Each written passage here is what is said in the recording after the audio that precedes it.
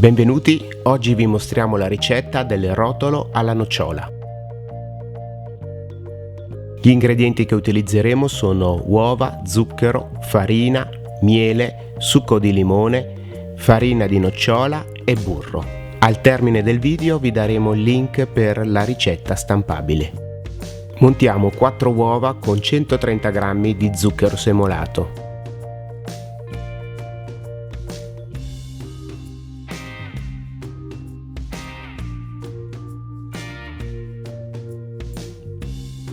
Aggiungiamo 3 gocce di aroma di mandorla, 40 g di burro fuso,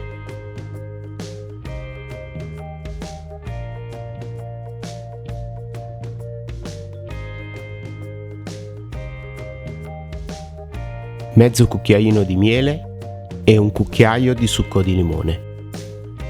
Aggiungiamo 50 g di farina di nocciole e 80 g di farina 00. Mischiamo delicatamente dal basso verso l'alto. Versiamo uno strato uniforme di impasto in una teglia da forno.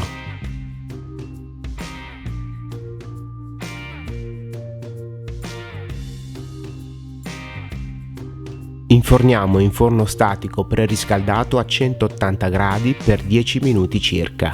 Appena tolto dal forno, arrotoliamo il nostro biscotto in un panno da cucina e lasciamo raffreddare. Per la crema versiamo in un contenitore 200 ml di panna fresca. Quando la panna inizia ad addensarsi, aggiungiamo 2 bustine di panna fix mischiata con mezzo cucchiaino di zucchero semolato. Con la panna fix avremo una crema della giusta consistenza. Incorporiamo delicatamente 150 g di Nutella. È importante scaldare leggermente la Nutella per renderla meno densa senza però alzarne la temperatura.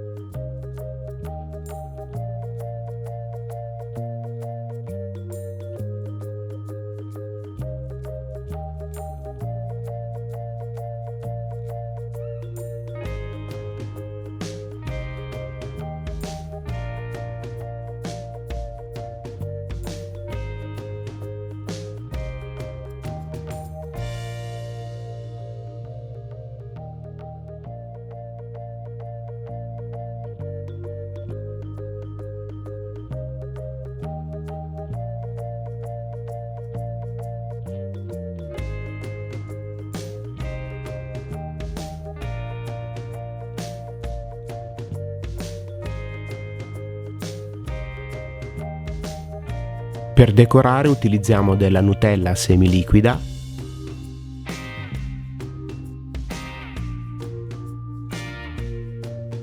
e delle nocciole tritate.